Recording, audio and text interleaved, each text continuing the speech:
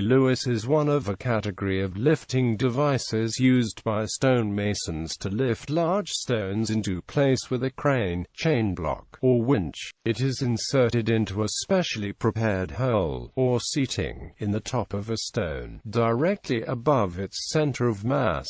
It works by applying principles of the lever and utilizes the weight of the stone to act on the long lever arms, which in turn results in a very high reaction force and friction where the short lever arms make contact with the stone inside the hole and thereby prevent slipping. Etymology: the name Lewis may come from the Latin levo aviatum, meaning to levitate or lift, but the Oxford English Dictionary online states, the formation and the phonology are not easily explained on this hypothesis, preferring origin obscure, and speculating that the term may derive from a personal name.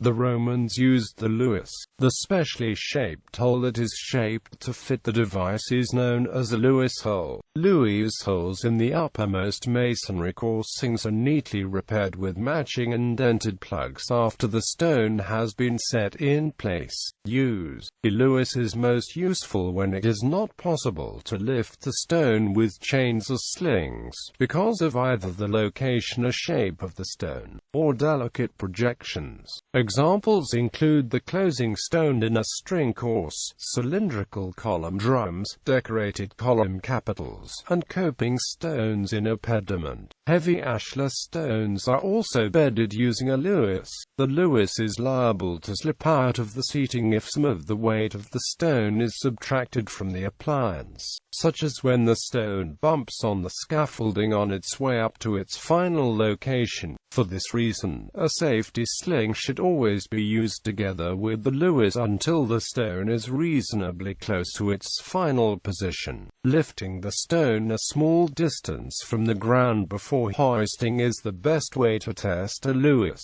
Any sign of looseness or damage should be corrected by adjusting the Lewis hole or packing the Lewis with metal shims. Bedding a stone using a Lewis: the stone is placed on dunnage laid flat with enough clearance for a mortar bed to be placed beneath it. The safety straps are removed, the stone is lifted using the Lewis alone, and the dunnage removed with fingers clear. The stone is then lowered onto the mortar bed, and positioned with sharp taps from a rubber mallet. Types of Lewis. There are a number of different types of Lewis used in the stone masonry trade. Chain-linked Lewis. A chain-linked Lewis. A chain Lewis is made from two curved steel legs, linked by 3 steel rings. The legs fit into a seating cut in the top of the stone, above the center of mass.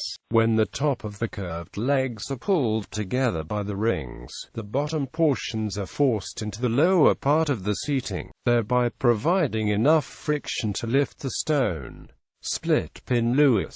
The split-pin Lewis is similar to the chain-linked Lewis in that it uses a scissor-like action to produce friction against the inside of the Lewis hole. The two legs, semicircular in section, lie side by side, and fit inside a 32 mm diameter hole drilled to a minimum depth of 82 mm. This type of Lewis seating is the simplest to prepare, requiring a single drilled hole. Two-pinned Lewis. A two-pinned Lewis consists of two 13 mm diameter steel pins, linked by a short chain. The pins are inserted into opposing holes that are drilled into the top of the stone at about 15 degrees from vertical, and at least 75 mm deep. It operates by gripping the stone as the weight of the stone is taken up by a crane or winch. The advantage of using this type of Lewis is that it is simple to prepare. Two angled drill holes are all that is necessary. Like other types of Lewis, it is susceptible to pulling out as the stone is lifted. It should always be tested before hoisting, and used in conjunction with safety slings. Three-legged Lewis. A three-legged Lewis, also known as a dovetailed Lewis, St. Peter's keys, or a Wilson bolt, fits into a dovetailed seating in the top of a building stone. It is made from 3 pieces of rectangular section 13 mm thick steel held together with a shackle, allowing connection to a lifting hook. The middle leg is square throughout its length.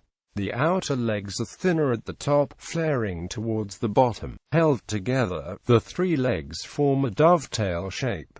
The Lewis hole seating is undercut to match its profile. The first outer leg is inserted into the Lewis hole, followed by the second outer leg. The inner leg is inserted last, pushing the outer legs into contact with the inside of the Lewis hole. The shackle is unbolted, placed over the legs, and the bolt fastened through both the shackle eyes and the eye in the top of each leg. This type of Lewis is the safest to use because it relies on its dovetailed shape for security instead of friction alone. However, the seating is time-consuming to prepare. The resemblance, once assembled, to a bunch of keys gave rise to an alternative name for them of St. Peter's keys. This has frequently been represented allegorically, drawing the name of St. Peter as the rock on which I shall found my church, into an allegory between the fabric of a church building and the community of the church itself.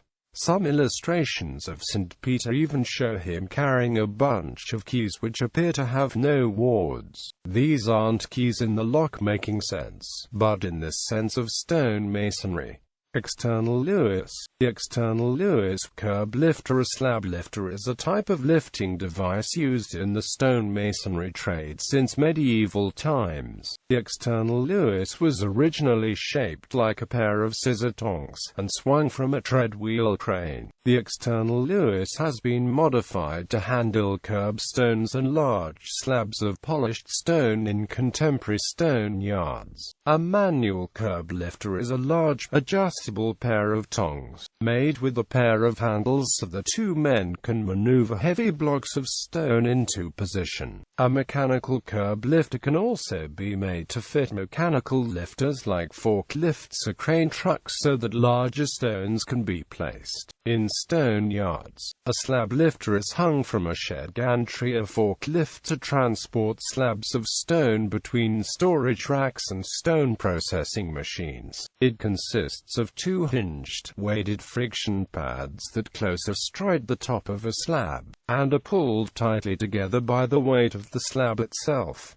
The slab lift uses two safety devices. Safety chains and a support bracket allow safe lifting of large slabs. This lifting appliance also has a safety locking device that is engaged when the gripping pads are activated by the weight of the stone. This prevents any jerking movement from releasing the stone.